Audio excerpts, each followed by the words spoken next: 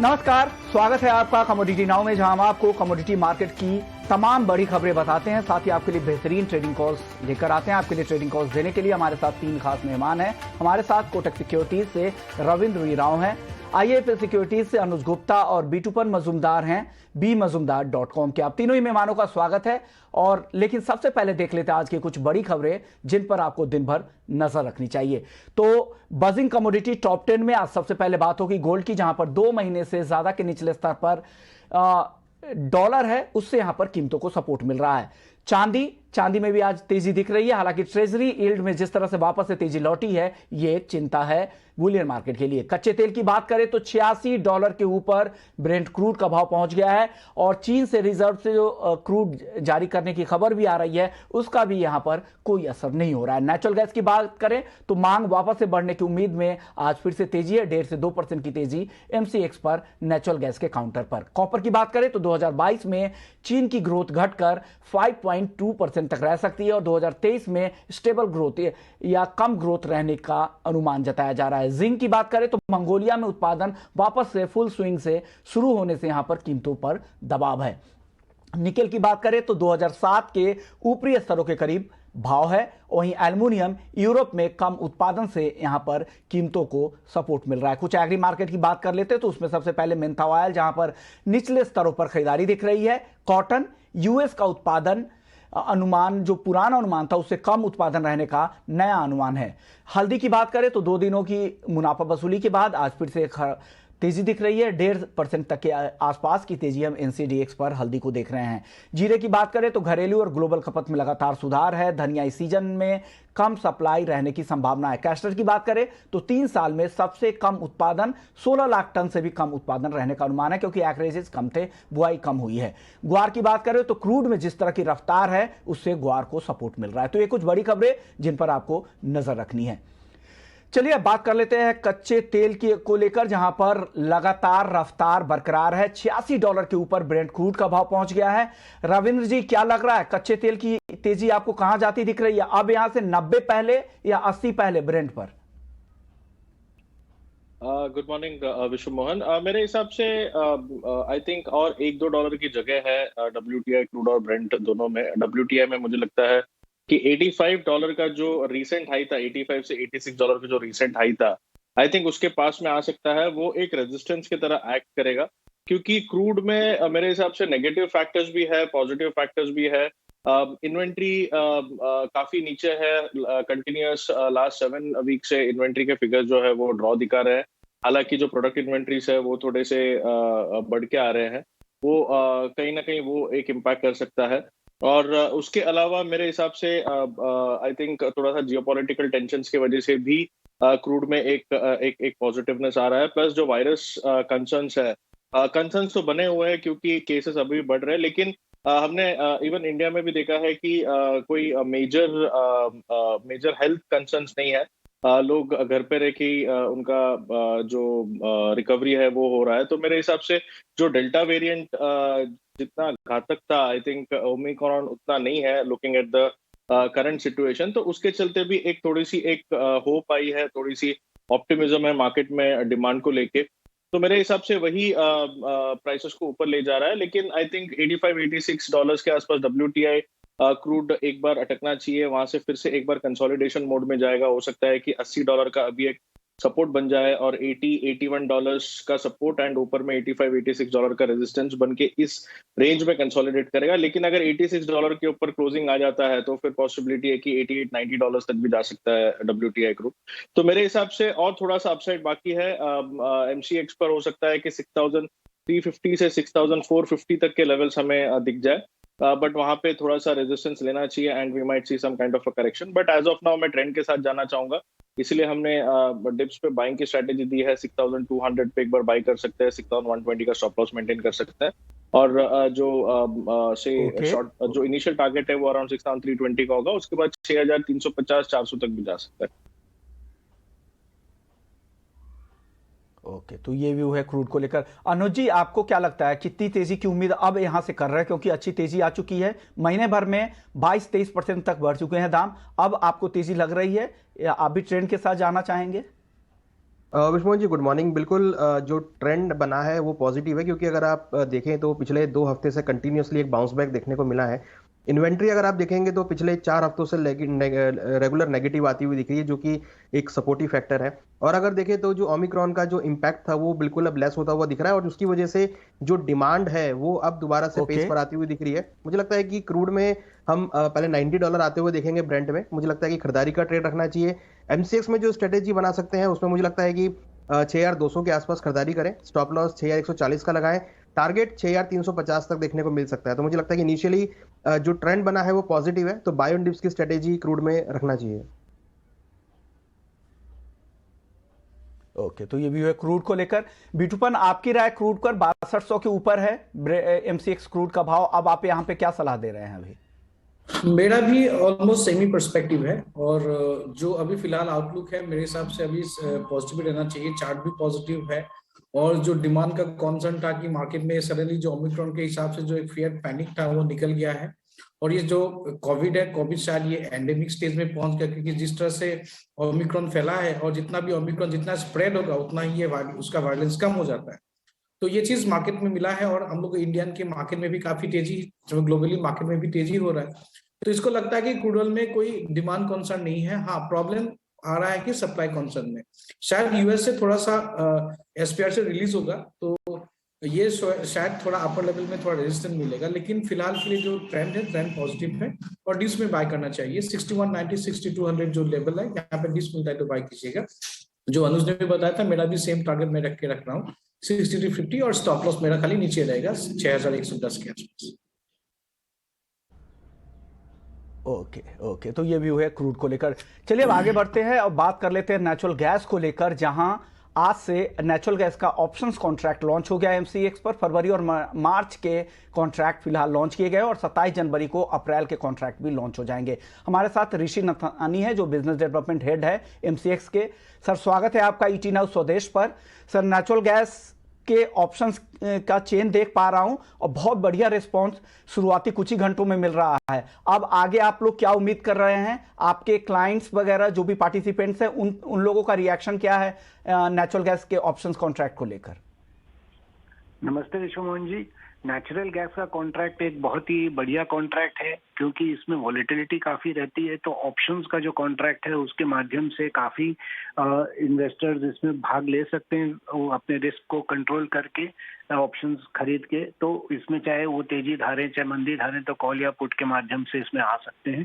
Contract का value भी बहुत ज्यादा नहीं है, 4.25 लाख रुपए का वैल्यू है। और ऑप्शंस के भी प्रीमियम, जैसे आपने कहा, ऑप्शन चेन भी बहुत बढ़िया है, इसमें काफी अच्छा बिड आस्क है। और हमें तो यही एक्सपेक्टेशन है कि जैसे क्रूड ऑयल ऑप्शंस इतना बढ़िया चला है, वैसे ही नेचुरल गैस ऑप्शंस भी मार्केट को पसंद आएगा और मार्केट इसे सराहेगा। ओके सर, अगर इसकी बारीकियों की बात करें तो क्या ऐसी खूबियां हैं कि लोगों को नेचुरल गैस ऑप्शंस में ट्रेड करना चाहिए? ऐसे क्या बारीक बातें हैं इसमें? देखिए, ऐसा है कि जैसे विंटर के महीनों में ऐसे भी नेचुरल गैस में काफी वॉलेटिलिटी रहती है, और जैसे एनर्जी में अभी रोज ही एनर्जी की जो डिमांड सप्लाई को लेके हो रही है, चाहे कोविड हो चाहे इकोनॉमिक रिकवरी हो, तो दोनों तरफ से बातें आती हैं। और आप यदि देखें नेचुरल गैस में तो काफी वॉलेटाइल कॉन्ट्रैक्ट है। तो जब ऑप्शंस कॉन्ट्रैक्ट एक अवेलेबल हो जाता है, तो जब ऊपर या नीचे सर्किट लगता है या काफी वॉलेटिलिटी होती है, तो जो कॉल खरीदता है उसे अगर तेजी धारता है तो उसे सिर्फ अपसाइड मिलता है और डाउनसाइड नहीं देना पड़ता। वैसे ही अगर कोई पुट खरीदता है तो उसे सिर्फ डाउनसाइड मिलता है, अपसाइड में उसको कोई नुकसान नहीं होता है, सिर्फ जो प्रीमियम दिया है उसी का नुकसान है। तो इससे लोग क्या है कि एक एक्सपोजर ले सकते हैं वॉलेटाइल कॉन्ट्रैक्ट में बिना रिस्क, ज्यादा रिस्क के। ओके, एक वॉलेटाइल काउंटर है तो ऑप्शंस के लिए सबसे बेस्ट होता है, खास करके ऑप्शंस बायर को यहां पर फायदा होने की ज्यादा गुंजाइश होती है। अनुज जी, नेचुरल गैस के किसी स्ट्राइक पर आप यहां पे सलाह देना चाहेंगे? काफी बढ़िया वॉल्यूम के साथ ओपन इंटरेस्ट भी काफी अच्छा दिख रहा है, क्या सलाह देंगे इस करंट माहौल में? और जो आज लॉन्च हुआ है यहां पर, तो किस स्ट्राइक के साथ आप जाना चाहेंगे, कॉल या पुट, क्या खरीदेंगे? विश्वमोहन जी, पहले तो मैं कुछ फंडामेंटल कवर करना चाहूंगा, क्योंकि जिस तरीके से यूएस के अंदर विंटर सीजन बड़ा है और जो स्टॉर्म वहां हम देख रहे हैं, आई स्ट्रॉन्ग, मुझे लगता है कि एक अच्छा सपोर्ट रहेगा नेचुरल गैस के लिए और यहाँ पर खरीदारी का ट्रेड रखना चाहिए। तो मेरा जो कॉल रहेगा वो कॉल ऑप्शन में रहेगा। 320 का जो कॉल ऑप्शन है करीबन 15-16 के आसपास चल रहा है, उस पर खरीदारी करें। 07 का स्टॉप लॉस लगाए। टारगेट मुझे लगता है कि 30 तक के लेवल देखने को मिल सकते हैं। तो 320 का कॉल ऑप्शन मींस तेजी की तरफ ट्रेड मुझे लगता है कि नेचुरल गैस में करना चाहिए। तो 320 का कॉल ऑप्शन बाय का ट्रेड बनाया जा सकता है। ओके, यानी 320 के कॉल ऑप्शंस अनुजी खरीदारी की सलाह दे रहे हैं। अभी 18 रुपए करंट भाव है, 30 का टारगेट दे रहे हैं, 7 का स्टॉप लॉस लगा ले। रविंद्र जी, आप क्या सलाह देंगे इस ऑप्शंस कॉन्ट्रैक्ट पे? जी, मेरे हिसाब से आई थिंक बहुत अच्छा प्रोडक्ट है, क्योंकि नेचुरल गैस हमने देखा है कि बहुत वोलेटाइल कमोडिटी। हमने पिछले वीक में देखा, एक दिन 14% बढ़ गया था, दूसरे दिन again it came down by almost the same percentage. तो आई थिंक वोलेटिलिटी के चलते रिटेल कस्टमर्स के लिए काफी अच्छा प्रोडक्ट है, क्योंकि अगर आप फ्यूचर्स में करते हैं तो रिस्क बहुत बढ़ जाता है। बट जैसे ऋषि जी ने भी बताया कि ऑप्शंस में आपको सिर्फ यू जस्ट हैव टू पे द प्रीमियम, तो आपका जो रिस्क है वो बहुत नीचे चला जाता है। प्लस जो कॉल बायर है उसे सिर्फ एक लिमिटेड रिस्क है, बट प्रॉफिट जो है वो अनलिमिटेड है। तो I think call buyers plus sellers I think बहुत अच्छा ऑप्शन है, क्योंकि सेलिंग मैं सिर्फ बाइंग का नहीं कहूंगा, मैं सेलिंग का भी कहूंगा कि अगर कोई सेल करता है ऑप्शन को, तो उसे बेसिकली आई वुड से कि दो सिनेरियो में प्रॉफिट होने के चांसेस है। When the market is in the direction जो उन्होंने व्यू लिया है, प्लस अगर कोई साइडवेज मूव है तो उसमें भी पैसे बनने के चांसेस है। तो मेरे हिसाब से दोनों ही बायर्स और सेलर्स दोनों को ही आई थिंक एक विन विन सिचुएशन है ऑप्शंस में। तो मेरे हिसाब से एक अच्छा प्रोडक्ट है। आई थिंक जो आज जो हमने इसमें एक अच्छा पार्टिसिपेशन देखा है, दैट शुड कंटिन्यू। जैसे क्रूड में हमने देखा कि क्रूड में बहुत अच्छा मूव आया है ऑप्शंस में। अगर व्यू की बात करें तो व्यू मेरा भी थोड़ा सा पॉजिटिव साइड में है, क्योंकि यूएस वेदर जो है वो अभी भी कोल्ड वेदर का एक्सपेक्टेशन है, जिससे क्रूड ऑयल भी ऊपर गया है। तो मेरे हिसाब से नेचुरल गैस के प्राइसेस और थोड़े से ऊपर आना चाहिए। 325 330 तक के लेवल्स वेरी मच पॉसिबल है, जब तक कि 300 304 के नीचे क्लोजिंग नहीं आता। तो आई थिंक मैं भी कॉल ऑप्शन के साथ ही जाना चाहूंगा, या फिर कोई पुट को भी बेच के चल सकता है। तो मेरे हिसाब से पॉजिटिवनेस कंटिन्यू रहेगा और 325 से 330 तक के लेवल आ सकते हैं। ओके, यानी तेजी का ही रुख है। तो ये रविंद्र जी को भी लगता है कि आप या तो कॉल ऑप्शन खरीद ले या फिर आप पुट को बेचकर जा सकते हैं। शुक्रिया नथानी जी, आपने वक्त निकाला और उम्मीद करते हैं कि क्रूड ऑप्शंस की तरह नेचुरल गैस को भी शानदार रिस्पांस मिलेगा और बेहतर प्रोडक्ट कमोडिटी मार्केट में एक साबित होगा। चलिए आगे बढ़ते हैं और अब बात कर लेते हैं बेस मेटल्स की। बीटूपन, बेस मेटल्स में आज कोई आपकी तरफ से सलाह? मुझे तो बेस मेटल कॉम्प्लेक्स में जो निकेल काफी स्ट्रांग लग रहा है, और काफी टेक्निकल अगर मैं बताता हूँ तो मुझे एक ट्रायंगुलर शेप काफी दिनों से लग रहा है कि उसमें ब्रेकआउट हो गया है।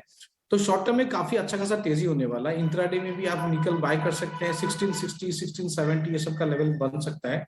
और गोइंग फॉरवर्ड ऐसा भी लग रहा है कि निकल के प्राइसेस 1700 भी आराम से टेस्ट कर सकता है। तो निकल एक पीक है जहां पे मैं देख रहा हूँ कि थोड़ा पॉजिटिव लग रहा है। और बाकी बेस मेटल्स में कॉपर में भी है मॉडरेट तेजी, लेकिन उतना खास स्ट्रॉन्ग अभी नहीं है। जिंक और लेड में भी फर्दर तेजी दिखेगा। तो मेरे हिसाब से मैं निकल प्रीफर करूंगा बाय करने के लिए। 1660 तक इंट्राडे के लिहाज में टारगेट रखूंगा।